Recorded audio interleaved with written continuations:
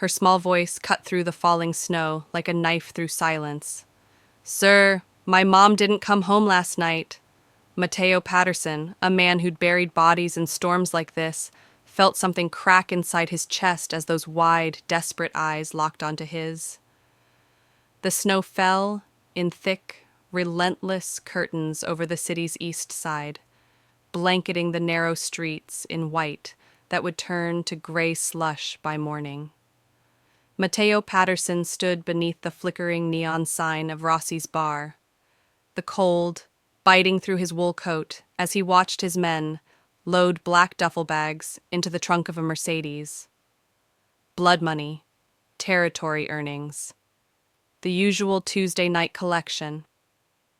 He was 42 years old and had stopped feeling the cold, years ago, or anything else for that matter. His world was measured in percentages, territories, and the efficient elimination of problems. The scar running along his jawline, half hidden by his dark beard, was a reminder from a man who'd thought Mateo could be intimidated. That man's funeral had been closed casket. "Boss, we're done here," Marco, his lieutenant, called out, his breath forming clouds in the frigid air. "Vinny's place next?" Mateo nodded, checking his watch. 11:47 p.m. The night was young by their standards.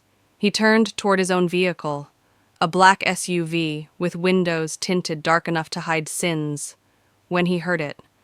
A small, trembling voice that didn't belong in his world. "Sir?" He stopped. His hand instinctively moved toward the Glock beneath his coat as he turned, expecting a setup, an ambush, some fool's desperate play for power. What he found instead made his hand freeze mid-reach. A little girl stood 10 feet away, half hidden by the swirling snow. She couldn't have been more than 7 years old, wearing a thin pink jacket that was wholly inadequate for the weather. Her dark curls were dusted with snowflakes, her small hands clutched together at her chest. No gloves, no hat. Her lips had a faint blue tinge that made something uncomfortable twist in Mateo's gut. "Sir," she said again, her voice breaking. "My mom didn't come home last night." Behind him, Marco's hand went to his weapon. 2 other men flanked out, reading the situation as Mateo had taught them. Assess, contain, eliminate, if necessary. A child was unusual, which made her dangerous. Unusual meant unpredictable. But Mateo raised his hand, stopping them. He stared at the girl, at Aliyah, though he didn't know her name yet, and saw something he hadn't seen in years. Genuine, bone-deep terror. Not the calculated fear of a man begging for his life, but the raw, helpless fear of a child who'd reached the absolute end of her rope. "What are you doing out here, kid?" His voice came out harder than he intended, rough from years of giving orders meant to be obeyed without question. Aliyah flinched, but didn't run. That caught his attention. Any smart child would have run from men like them, from a scene like this. Expensive cars, hard faces, the kind of people your parents warned you about. But she stood her ground, desperation overriding survival instinct. "I looked everywhere," she whispered, her teeth chattering. "She always comes home. Always. Even when she works late at the diner, she comes home to tuck me in. But last night she didn't come, and tonight she still didn't come, and Mrs. Chen next door says she doesn't know where Mama went, and I'm scared, and—" Her words tumbled out in a rushed, frightened stream until they caught in her throat, turning into a sob she tried desperately to swallow. A tear tracked down her cheek, freezing halfway. Mateo felt Marco step closer, heard the unspoken question, "What do we do with her?" In their world, witnesses were complications. Children were bigger complications. A crying child approaching them during a collection could be surveillance, could be someone's play to make them look soft, could be any number of things that ended in problems Mateo didn't need. He should walk away, Get in the SUV. Forget her face. He'd forgotten so many faces over the years. Why should this one be different? But those eyes. Dark and wide and drowning in fear that had nothing to do with him and everything to do with a mother who hadn't come home. He knew that fear, had felt it once, lifetimes ago, when he was young and still believed the world had mercy to spare. "Why'd you come to me?" he asked, his voice quieter now. Around them, the snow continued its silent assault, piling up on car hoods and windowsills, erasing footprints as quickly as they were made. Aliyah's shoulders shook. You look like someone who can find people. Like someone who knows things." Her small voice dropped to barely a whisper. "Please, sir, I don't have anyone else to ask." What would you do if a child's desperate plea stopped you in your tracks during your darkest moment? Drop your answer below. The silence stretched between them, heavy as the snow accumulating on Mateo's shoulders. Behind him, he could feel his men's confusion radiating like heat. In 15 years, they'd never seen their boss hesitate. Mateo Patterson didn't hesitate. He decided, he acted, he moved forward. Hesitation got you killed in their world. But here he stood, locked in place by a 7-year-old girl's desperate eyes. "Boss," Marco said carefully, his tone walking the knife's edge between suggestion and question. "We got a schedule." Mateo didn't turn. He kept his gaze fixed on Aliyah, watching her sway slightly on her feet. How long had she been out here in the cold? How long had she been searching before she'd found the courage, or desperation, to approach a stranger who looked like exactly what he was? "What's your name?" he asked. Aliyah. Aliyah Thomas." Her voice trembled. Whether from cold or fear, he couldn't tell. Probably both. "And your mother's name?" "Sarah. Sarah Thomas. She works at Mel's Diner on 5th Street. The night shift, usually, but sometimes she does doubles when—" Aliyah's voice cracked. "When we need the money." Mateo's jaw tightened. He knew 5th Street. Knew Mel's Diner, a 24-hour greasy spoon that served dock workers, cab drivers, and people like him when they needed neutral ground for certain conversations. He'd had eggs there at 3 a.m. more times than he could count, always in the corner booth, always with his back to the wall. Had he seen Sarah Thomas? Maybe. Probably. A waitress was part of the scenery, invisible unless you needed a refill. The snow fell harder now, thick flakes that caught in Aliyah's hair like stars. She was shivering, violently. Her thin jacket doing absolutely nothing against the winter storm. Her small fingers had gone from pink to white, clutched together so tightly her knuckles disappeared. Something shifted in Mateo's chest, a sharp, unexpected pain, like a frozen lock breaking. He'd spent 20 years building walls around whatever remained of his humanity, burying it under layers of necessity and survival and the cold mathematics of power. You didn't run an empire by feeling. You ran it by being harder, colder, more ruthless than everyone else who wanted what you had. But this child, shaking in the snow, asking the devil for help finding her angel, she'd cracked something open. "Get in the car," Mateo heard himself say. Aliyah's eyes widened. "You'll help me find her?" He should say no, should walk away, should let Marco call social services or the police or whatever proper channel handled lost mothers and desperate children. That was the smart play, the safe play. Instead, he shrugged off his wool coat and draped it over Aliyah's tiny shoulders. It swallowed her completely, the hem dragging in the snow, but the relief on her face was immediate. She pulled it tight around herself, and for just a second, She looked like a child again, instead of a miniature soldier fighting a war she was too young to understand. "Yeah," he said, the word feeling foreign in his mouth. "I'll help you find her." Behind him, Marco made a sound somewhere between a cough and a protest. The other men shifted, uncertain. This wasn't protocol. This wasn't how things worked. You didn't derail operations for stray kids with sob stories. But Mateo was already moving toward the SUV, and when Mateo Patterson moved, his empire moved with him, whether they understood why or not. Aliyah hurried after him, his coat dragging behind her like a queen's train, leaving small tracks in the fresh snow. Tracks that were already disappearing, erased by the storm as if this moment might never have happened at all. Mateo opened the back door.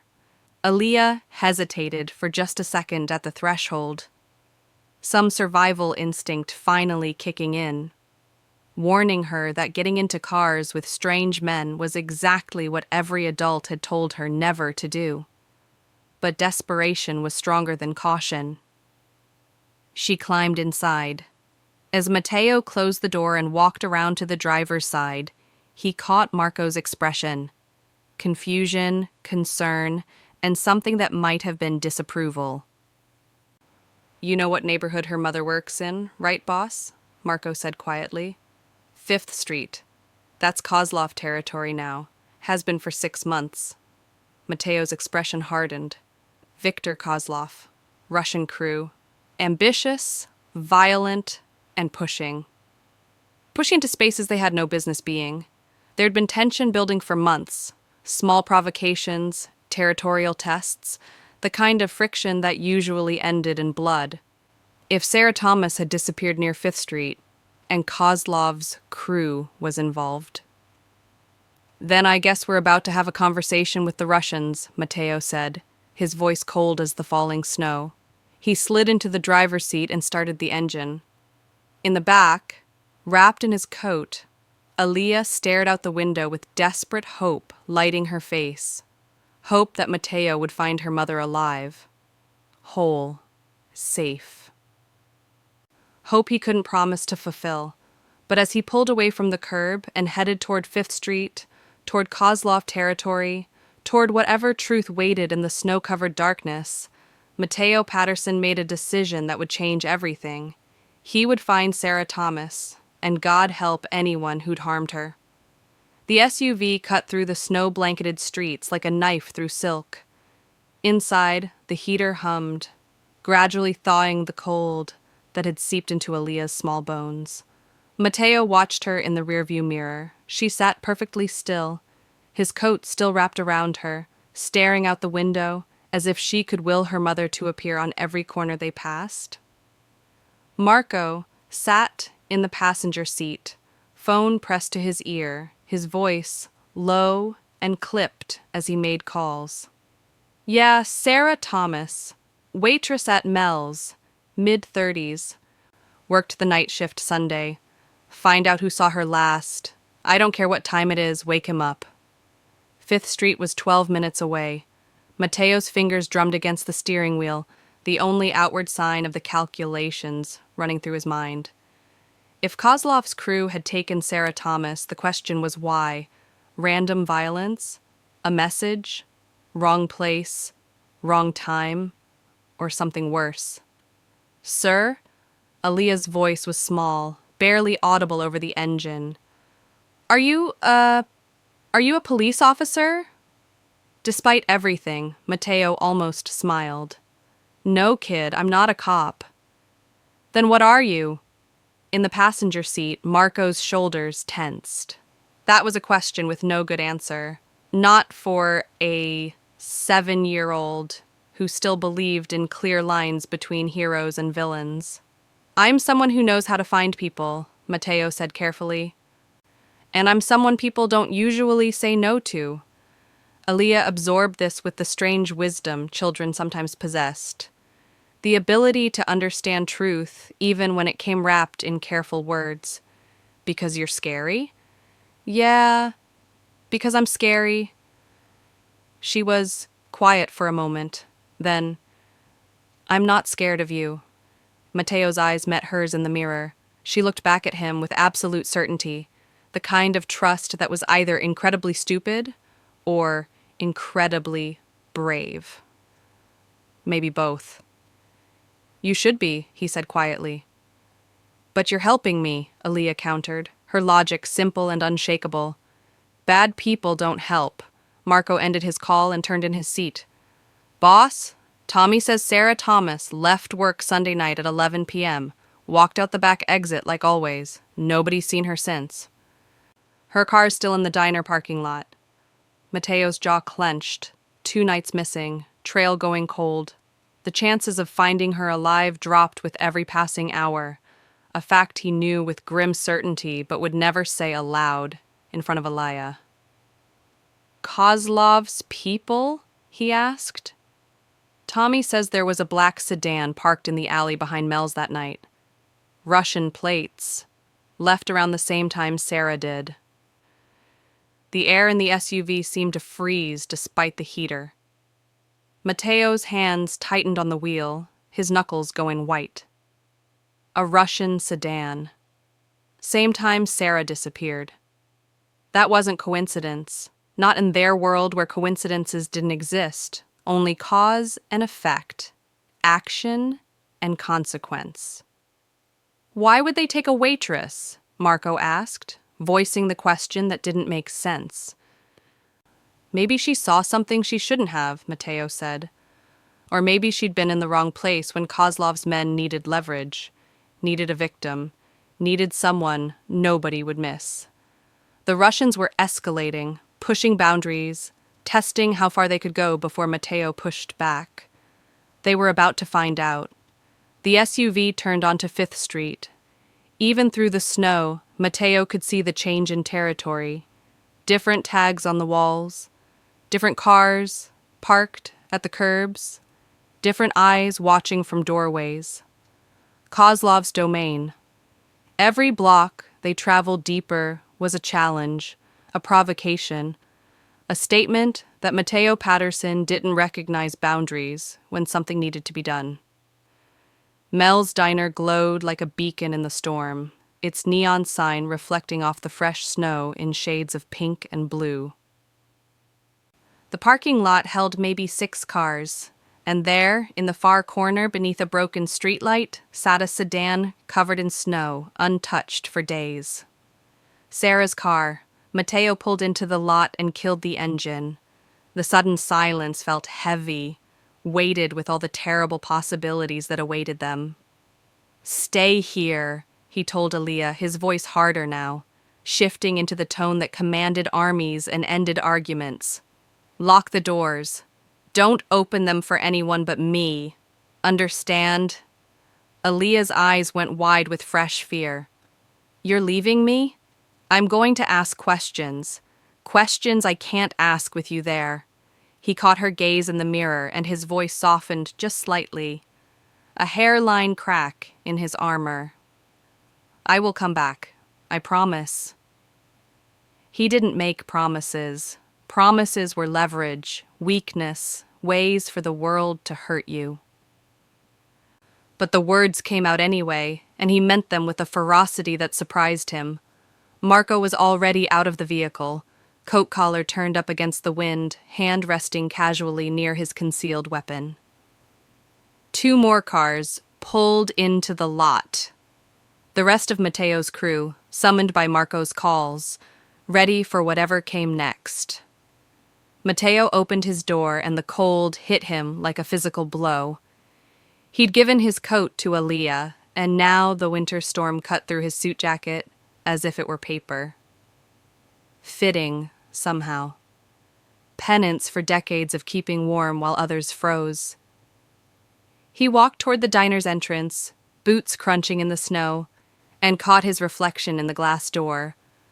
Hard eyes, scarred jaw, the face of a man who'd done unspeakable things in the name of survival and power. Tonight, that face was going to find a missing mother. Or God help him, He would burn Fifth Street to the ground trying.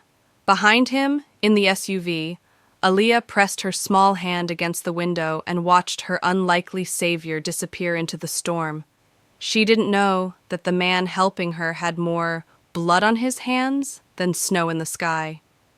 She only knew that when everyone else had looked away, he had stopped.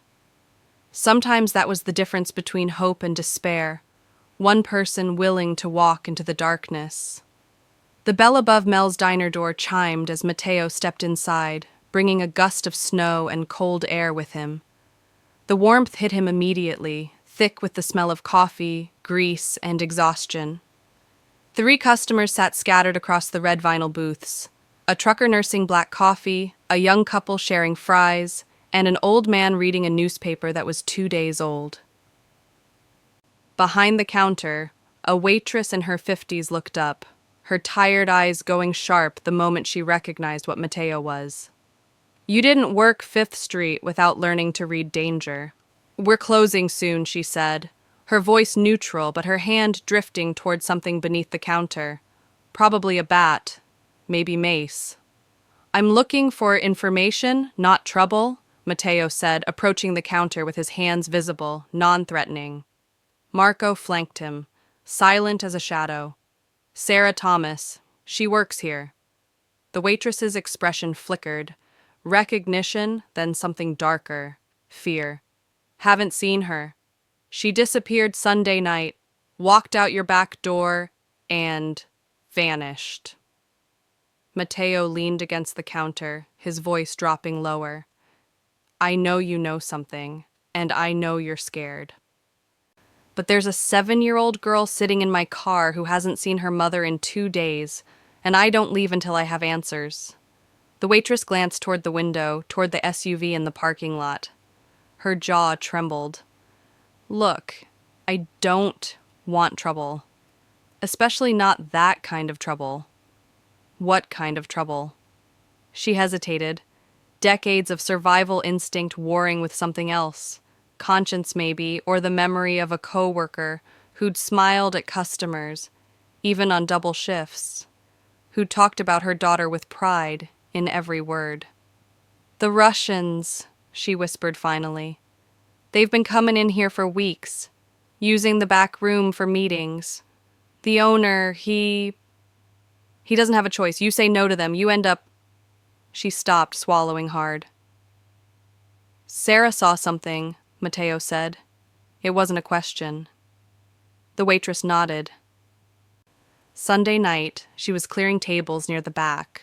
One of them, big guy, scar across his eye, he was arguing with someone on the phone, talking about a shipment, a betrayal, something about the warehouse on Dock 12. Sarah, she didn't mean to hear, but they saw her listening. She tried to play it off, kept working, but when her shift ended, the waitress's voice broke. "I told her to wait, to let me call someone, but she said she'd be fine, said she'd parked right outside, said it was just a short walk.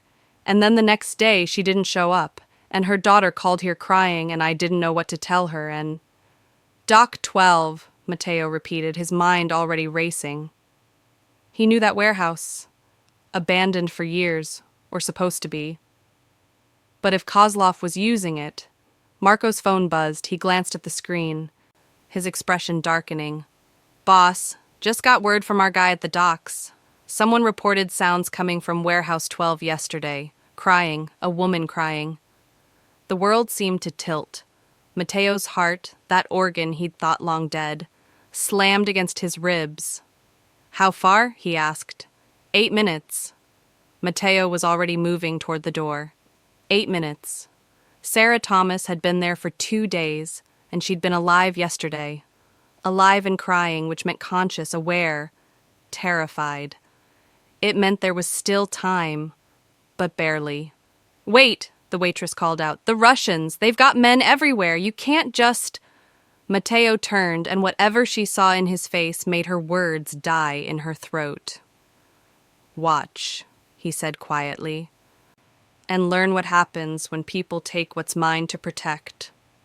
He didn't know when he'd made that decision, When Sarah Thomas and her daughter had become his responsibility, his mission, something worth risking everything for. Maybe the moment Aliyah had looked at him with those desperate eyes. Maybe the moment he'd realized he was tired of being the monster in every story. Maybe he'd been waiting 20 years for a reason to remember what it felt like to be human. Outside, he pulled open the SUV door. Aliyah looked up at him with hope so bright it hurt to see. "I know where she is," Mateo said, "and I'm going to bring her home." "Can I come?" Aliyah asked immediately. "No." His voice was firm. "Marco will stay with you, keep you safe, but I need you to be brave a little longer. Can you do that?" Aliyah nodded. Tears streaming down her cheeks, tears of relief, terror, hope all tangled together. "Please bring her back, please." "I will," Mateo said, and this time he meant it with every dark corner of his soul. He turned to Marco. "Stay with her. Anyone comes near this car who isn't me, you handle it." Marco nodded, understanding perfectly. "Boss, you're going alone?" "No," Mateo said, pulling his phone and dialing. "I'm bringing everyone, every man we have." "Kozlov wanted to know what happens when he crosses into my world. He's about to learn." Within minutes, the parking lot filled with vehicles, black cars emerging from the storm like sharks drawn to blood. 15 men, armed, loyal, ready. Mateo stood in the snow, feeling the cold bite into his skin, and realized he'd never felt more alive, more purposeful. 20 years of building an empire of fear, and tonight he was going to use every ounce of that power for something that mattered. Not territory, not money, not power. One woman, one mother, one life that a little girl needed more than air. "Move out!" he commanded, and his empire moved with him into the storm toward Dock 12, toward whatever violence waited there, toward redemption. Warehouse 12 loomed against the snow-dark sky like a beast crouched at the water's edge. Rusted metal siding, broken windows, the kind of place where screams went unheard and bodies disappeared into the river. Mateo's convoy pulled up 2 blocks away, engines cutting out in synchrony, men emerging into the storm with weapons concealed beneath winter coats. Mateo moved toward the warehouse with predatory focus, his breath forming clouds in the freezing air. Through a crack in the boarded windows, he could see light, electric lanterns illuminating the interior. Shadows moved inside, voices carried on the wind, speaking Russian. He raised his hand, signaling. His men spread out, covering every exit, every angle. This wasn't about a fair fight. This was about overwhelming force applied with surgical precision. Marco's replacement, a younger soldier named Danny, spoke through the radio. 4 men inside, boss. 1 guard in the main entrance. 3 in the back with... There's someone tied to a chair. Sarah. Mateo's jaw clenched so hard his teeth ached.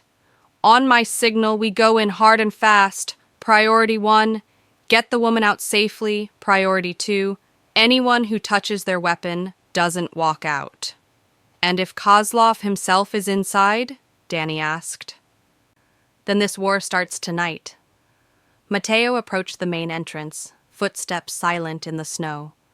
The guard, young, maybe 25, cigarette glowing in the darkness, didn't see him until Mateo was close enough to smell the tobacco. The man's hand went for his gun, but Mateo was faster. 1 brutal strike to the temple, and the guard crumpled without a sound. "Go!" Mateo whispered into his radio. His men poured through every entrance simultaneously. Shouts erupted inside, Russian curses, the sound of bodies hitting concrete, a single gunshot that echoed off metal walls before being silenced. 30 seconds of controlled chaos, and then Danny's voice crackled through. "Clear, boss. We've got her." Mateo entered the warehouse, stepping over unconscious bodies, past 3 Russians zip-tied and kneeling with guns trained on their heads. And there, in the center of the vast space, illuminated by harsh lantern light, sat Sarah Thomas. She was alive. Bruised, terrified, her waitress uniform torn and dirty, but alive. Her dark hair hung in tangled strands around her face, and when she looked up and saw Mateo approaching, confusion flooded her features. She didn't know him. Didn't understand why this stranger with cold eyes and blood on his knuckles was cutting through her restraints with a knife that had ended lives. Who are you?" Sarah's voice was hoarse from screaming, crying, begging for mercy that had never come. "A friend of your daughter's," Mateo said quietly, helping her stand. Her legs nearly buckled, and he steadied her with surprising gentleness. "Aliyah's safe. She's waiting for you." The name broke her. Sarah collapsed against him, sobs racking her body, the kind of crying that came from 2 days of believing she'd never see her little girl again, never hold her, never tell her she loved her one more time. "She came looking for you," Mateo continued, guiding Sarah toward the exit. "Found me in a snowstorm and refused to give up. Bravest kid I've ever seen." "I didn't. I just heard them talking, and they saw me, and—" Sarah's words tumbled over each other, trauma and relief, and disbelief mixing into incoherence. "I know," Mateo said. "You're safe now. That's all that matters." Behind them, Danny cleared his throat. "Boss, what do we do with them?" He gestured to the kneeling Russians. Mateo turned, looking at the 3 men who'd held Sarah Thomas for 2 days, who'd terrorized her, who'd made a 7-year-old child wander into a snowstorm searching for help. His hand drifted to the weapon at his side, muscle memory and 20 years of solving problems with permanent solutions. But then he felt Sarah's hand grip his arm, felt her shaking beside him, and he remembered the little girl sitting in his SUV, wrapped in his coat, waiting for her mother to come home. "Let them go," Mateo said, the words feeling strange but somehow right. "But give Kozlov a message. Tell him Mateo Patterson says 5th Street is closed to him. Tell him the next time he takes something that doesn't belong to him, I won't be so generous. Tell him there are lines even we don't cross, and children are one of them." Danny nodded, understanding the shift, the statement being made. Mateo guided Sarah out into the storm. Snow fell harder now, covering everything in pristine white, covering blood, covering darkness, covering the past with the promise of something new. The convoy formed up, engines starting, headlights cutting through the blizzard. Mateo helped Sarah into his SUV, and the moment the door opened, Aliyah screamed, "Mama!" Sarah barely had time to sit before her daughter launched herself across the seat, small arms wrapping around her mother's neck with desperate strength. They collapsed together, crying and laughing and holding each other, as if they could merge into one being that could never be separated again. "I'm sorry, baby, I'm so sorry," Sarah sobbed into Aliyah's hair.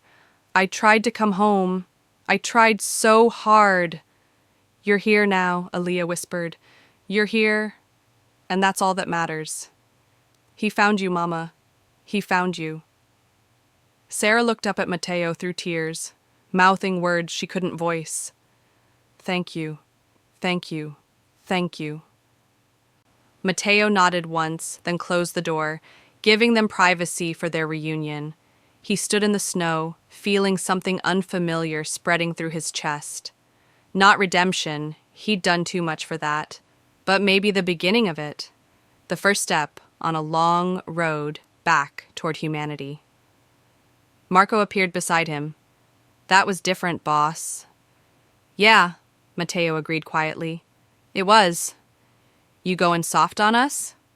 Mateo turned, and despite everything, despite the cold and the violence and the weight of 20 years of darkness, he almost smiled.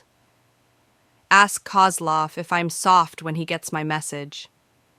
They drove Sarah and Aliyah home, a small apartment in a better neighborhood than Mateo expected, neat and clean, despite its modest size. Sarah invited him inside, offered him coffee, tried to find words adequate for what he'd done, but there were no words, so instead she just hugged him, tight and fierce, and full of the kind of gratitude that changed the shape of the world. If you ever need anything, Mateo found himself saying, you call me. He pressed a card into her hand with a number that only a select few possessed. Anything at all, understand? Sarah nodded, clutching the card like a lifeline. At the door, Aliyah appeared one more time, still swimming in his wool coat. She looked up at him with those wide, trusting eyes and said, "You're not scary at all. You're a hero." Mateo knelt down to her level, eye to eye. "I'm not a hero, Aliyah, but you made me want to be better. That's something." He stood, retrieved his coat, and walked out into the snow. Behind him, through the window, he could see mother and daughter silhouetted together, home, safe, whole. In his car, driving through the storm-quiet streets, Mateo Patterson allowed himself to feel something he hadn't felt in decades. Peace. Not absolution, not forgiveness for the things he'd done or the man he'd been, but peace in knowing that tonight, in this moment, he'd been the person a desperate child had believed he could be. Sometimes that was enough. Sometimes one saved life could tip the scales just slightly toward redemption. And as the snow continued falling, covering the city in white, Mateo Patterson drove into the darkness, still a monster, still dangerous, still feared, but perhaps, just perhaps, something more than that now, something almost human. Have you ever witnessed an unexpected act of kindness that changed your perspective on someone? Share your story in the comments. We'd love to hear how compassion appeared when you least expected it.